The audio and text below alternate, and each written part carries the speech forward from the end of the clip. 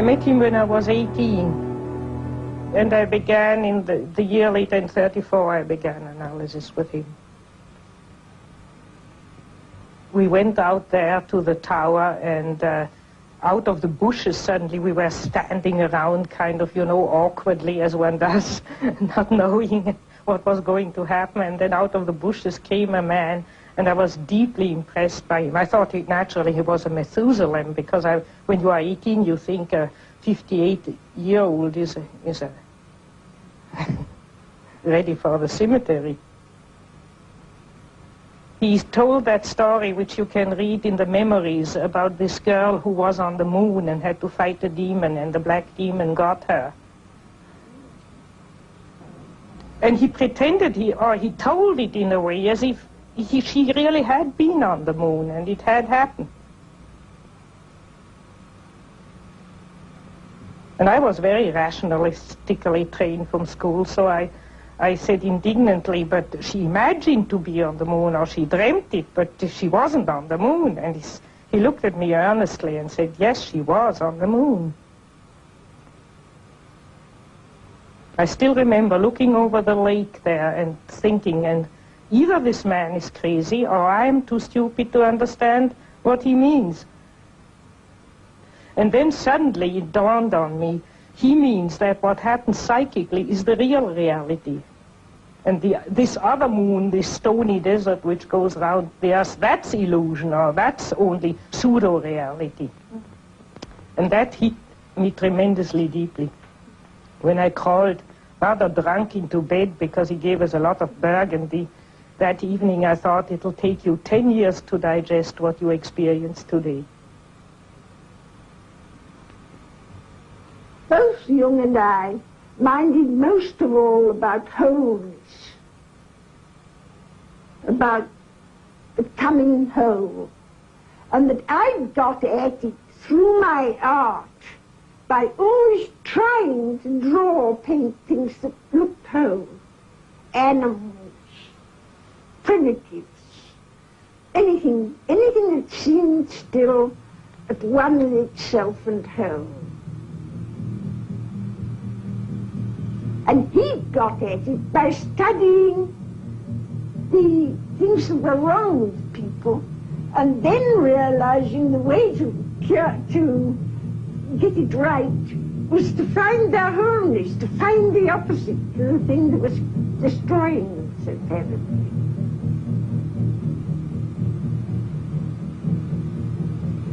And of course I went through tremendous encounter with the unconscious. One always does in analysis, particularly with him. He didn't let you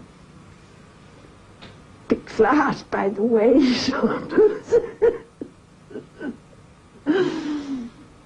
When you met him in the club, or when you met him privately or in analysis, it was always a man interested in the, I would like to use the word, in the supernatural food.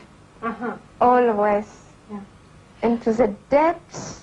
And you see, you could come into his room in analysis, and he was just speaking about the dreams you had before, last night, not knowing them, but he was involved. He was so transparent for people. And that was a fascinating thing in the relationship with Jung. Therefore, everybody who knew Jung had the feeling he speaks one's own language. We started talking, and I went home with him afterwards, and to Mrs. Jung's despair, we sat talking until about 3 o'clock in the morning without break. And again, I had this very strange feeling, although it was snowing outside, bitterly cold, that I was sitting around one of the first fires in a camp somewhere in the bush in Africa, talking, as you can only talk in those conditions. And I said to him, why don't you come back to Africa with me? He said, you know, when I came back from Mount Elgon and from Kenya and living amongst the witch doctors of Africa, he said, I found so much witchcraft in Switzerland I felt that I had to deal with all this witchcraft first before I could, before I can travel again. And he used to refer to himself as an old witch doctor. Very often when people asked him, "Are you a Protestant? Are you a Catholic?" he said, "Don't ask me these questions." He said, "I'm only an old African who finds his God in his dreams." And he really meant that. He really meant that. He had this tremendous human, almost animal warmth and immediacy. It was the immediacy of the laugh that got one. Schopenhauer said that humor was the only divine quality of man. And that Basel helped him with a lot. The Baselers have an extraordinary sense of humor, and their carnival is really marvelous. Jung took you there once to the Yes, he did. A lot of us, we went there the night before and got up at 4 o'clock, 3 o'clock in the morning, I think, to see the so-called Morgenstreich. And the procession comes through with lights. It's most impressive.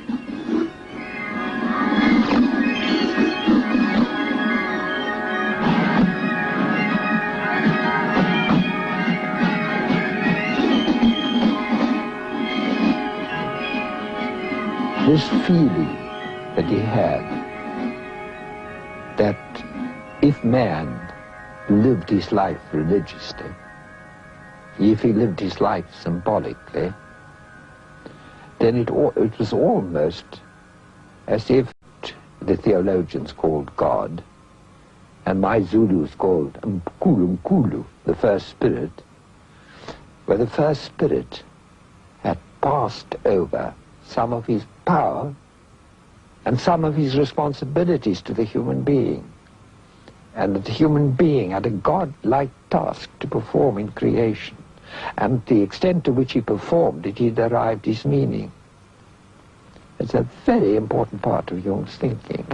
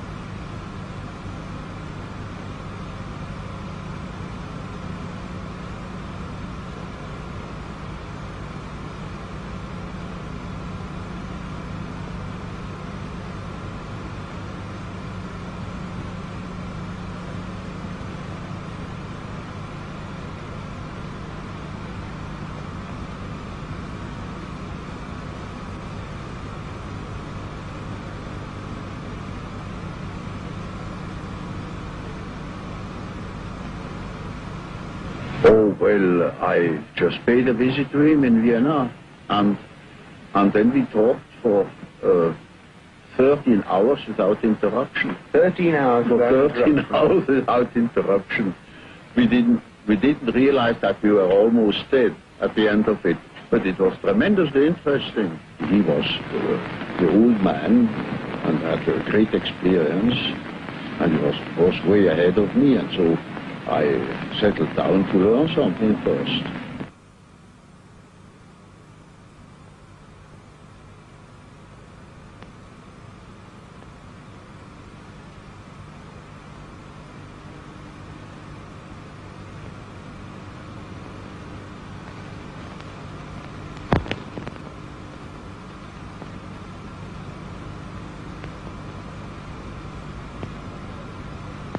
I had written that book that cost me my friendship with Freud because he couldn't accept it. Yes. To him, the unconscious was a product of consciousness. Yes. And it simply contained the remnants. I mean, it was sort of storeroom where all the discarded things of consciousness were heaped up and left. But to me, the unconscious then was already a matrix, a sort of